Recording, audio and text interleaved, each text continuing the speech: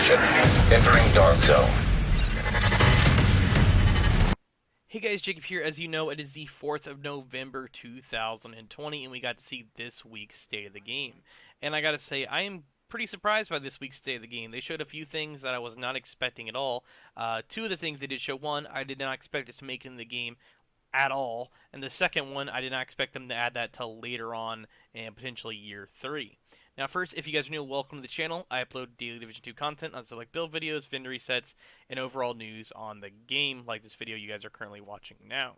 Now, to get right into it, I'm not going to make this video too long because I want to cover most of the information that was shown in State of the Game. I'm not going to cover every single thing, but I'm going to cover the main topics that you guys are probably want to know the most about and are excited about. Now, the first thing I'm going to cover is going to be the main topic of this video, or pretty much the main subject that most people are discussing, and that's going to be the recalibration station. If you guys aren't aware, the recalibration station is going to be getting the optimization station. Now, some of you guys are probably wondering, what is the optimization station? If you didn't play Div 1, then you're not going to really know what this is. And I'll play a clip real quick for you guys from an older video of mine. It's from, but this is the optimization station. It costs currency and Div Tech, allowed you to upgrade your gear pretty much to the max. And once it was all the way, kind of like this Predator backpack here, then you were good. The piece was golden, and you had a piece, and didn't ever have to farm for another piece ever again, essentially. You were good to go. But it did cost Div Tech. Now, that allowed you to max out your build, but it did cost you Div Tech, which you had to get in the DZ. Now, how they have it in this is from State of the Game. This is the optimization station they have now currently. And how this works, you guys are going to have to deconstruct gear, and that way you'll be able to build up resources and materials. And once you have enough materials and have these stacked as high as you want and keep deconstructing gear, then you can spec these towards optimization. If you want more crit damage on something, if you want more weapon damage on something, or say you have a piece of gear that's literally like 5% crit chance and the max crit damage and max weapon damage, and you're like, oh man, I really want that 6%, but I haven't found any pieces like that, and I've been stuck in this boat for a while now where I have 1% less than something, and then I can't really upgrade it, and you're pretty much screwed unless you find the triple stat god roll piece. But the way this works, if you have these materials, you could spec these towards an item you have and basically max them out, and then you have a max weapon, a max gear item, max gear set, brand set, whatever, and you're pretty much good to go. You have your build complete, and you won't really have to farm for any more pieces because you'll have that maxed out. Now, I'm going to get this out of the way because I know some people are going to ask me, is this going to break the game? In all honesty, I don't know. In Division 1, it worked pretty well. In Division 2, I think it will work also pretty well. But at the same time, I know some people are going to be a little bit upset because some of us, older players who've been playing since Div 1 and Div 2 early days are going to be annoyed by some of how the newer players can hop in here and just make a build instantly and not know the struggle of trying to farm for a new piece of gear. But also you have to keep in mind, if you're stuck on a piece of gear and you've been playing this game for a long time, you also know how much of a bitch it is to find something that's triple stat or 1% more than what you have. So, I don't know, it's 50-50. We'll just have to see what happens when it's being added. I honestly thought it was going to be added way later on down the road, but they kind of surprised me, and this is going to be added in I think TU12 is when we should be able to see this. Now, the next topic I'm going to be talking about is going to be summits. And a lot of you guys know my opinion on summit if you saw the video. I like it. I also don't like it. But when they added the new loot allocation stuff to it, I thought this was a very good idea because it allows you to farm for essentially whatever you want. And also the difficulty scaler allows players who can't really do legendary or have trouble in their solo to go through this on challenging and just enjoy it and not have to worry about it so much. But the next thing is going to be about Summit, though, obviously, and that's going to be some of the updates. They are adding some improvements, and that's going to be, more objectives, which was something I complained about. I feel like there need to be at least, 10 more objectives they add in the game. They reduce frequency of the drone objectives, slightly increase the chance of rogue encounters on Legendary, reduce cooldown between possible rogue encounters, and 10th directive available Raggers, which replaces special ammo in missions open world. So I don't know exactly what that's going to do. I can't remember if they said that in State of the Game. And then there's the Adjust Weekly Project for Summit, which, if you're not aware what the weekly project is, that's going to essentially be, they're going to have projects now for stuff like challenges. This is going to be the challenge for combat proficiency. This is the tactical and the quick one, and they have the ascend, which is the longer ones, and it'll say like challenge reward, say 18, 19. So you basically have goals now when you go into summit. If you do certain things, you will get rewarded, which I'm really happy they're adding that to the fact it gives players to shoot for something and not to sit there and kill enemies over and over and over again.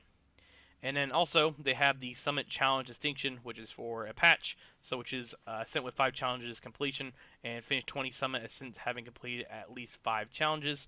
So you guys will get a patch, which is 35 right there. You guys will see in the top right corner. So you will get rewarded for doing this, but it is nice that they're adding a little bit more to summits. But overall, I think them adding more things this game mode will make more people play it, or people are still just going to ignore it, but it's still nice that they're adding more things. Now, the next thing I know a lot of people are excited about is going to be this picture right here, and you guys may see, oh, it's just an Obliterate Memento Hunter's Fury build. But if you look at the very top where it's over inventory, you'll see 120 out of 150. Now, if we go to our inventory right now, you'll see at 100. So they've increased the inventory space by 50, which I knew they couldn't increase the stash space to the fact, if I remember correctly, they said that it crashed the game or something. It was something like that. I can't remember exactly the words they used, but they said it crashed the servers or something, and that's why they weren't going to add stash space. But I expect them to at least give us 20 more inventory slots. At least I thought they maybe will do that, but they gave us 50, so now we can carry 150 items, which is really nice. Because I know some of you guys like carrying more builds, but you can't carry them due to the fact that it just takes up so much room. And some of you guys carry, 80 or 90 things like I do, and you have little room at all. Now, if you carry 80 or 90 things, you have a lot more spaces to carry more guns, more gear sets, stuff like that. And also, you can also pick up more gear to sell stuff and deconstruct. That way you can constantly just sort through it, loot all his junk, and then go to the vendor and sell 20 things and not have to worry about it taking up any of your build slots. Now, I'm really excited about this. This is something I've been wanting for a long time. I honestly thought it would never make it to the game, but I'm really happy it did. Now the next topic, which I was not expecting this at all, and that's going to be on the Bighorn. And they buffed the Bighorn a little bit. As you guys will see on the right corner there, it's got 40 rounds in the magazine. If you go to the current range, you will see that it has 30 rounds in the magazine right here. So they made it from 30 to 40, which is really nice to the fact that I thought 30 rounds was way too less. And at the same time, I feel like the EB, the best thing about it is, the 60 rounds. So if they would have gave this like 40 or 50 rounds, I think it would be better. And they gave it 40, which, if I remember correctly, that's about as much as the FAL has. So I could see people using this a lot more than before, because a lot of people thought this thing was junk, and myself included. I thought the only thing unique about this was the rifle, scope in variant where you could just zoom in and get that extra damage. But when enemies got close to you, you didn't have enough ammo to basically burn them down. So it seems that they fixed that, and you no longer have to worry about it. And now, finally, the last thing is going to be global events. This is the global event shop, which pretty much all they put now was the stars. So you guys can go buy stuff in the shop. So say you don't really care about, completing the global event, but say you need stuff. There's the optimization cache, the name item cache, the gear crafting cache, and just alone seeing the gear crafting cache. And you can use these stars when you level up in the global events to get these items. This is going to be great, because I don't know about you guys, I go through materials like they're nothing, and I'm always rolling stuff, and the optimization will kind of stop that once you have all your stuff maxed. But when you're trying to make a new build, or you just want to have resources in general, it's really nice that they have alternative ways to get this, and also nice that we can actually buy stuff. If you remember in the original global events, you could buy stuff from the global event. You could buy caches with money you could get in credits. So now I'm happy they're kind of going back to that original route of Division 1, which kind of makes me wonder, is this game slowly reverting back into the first game? Because we got Summit for one, which is a lot like Underground. Now we're getting the optimization station, and they're changing the global events kind of back to what they used to be a little bit. So it's just like we're going back in time. So potentially maybe in the future we'll get more content that's similar to Division 1, but I'm really happy that they are adding this. And one thing I really wish they would do is make it where we could buy masks. I love apparel items, and I know one thing that a lot of people did the global events for in the first game was mostly the masks. A lot of people wanted the masks and also wanted the classified gear sets. And people are like, oh, once I have the gear set, what do I do? There's nothing, and then they see there was masks. Then people would shoot for those objectives to get those masks in the global events, and also the exclusive outfits. If you pretty much complete a certain score, you are given different types of outfits in the global event.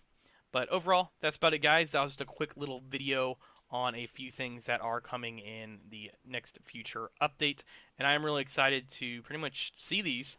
And I was going to make another video too that's going to be talking about in a little bit more in depth of what I think is going to be added in maybe around TU13 or Year 3 in general for the overall feature on the game, which I will be making soon. But thank you all for watching. Make sure you subscribe for more Division 2 content. So you're gonna have to ask yourself, is this a fight you think you can win?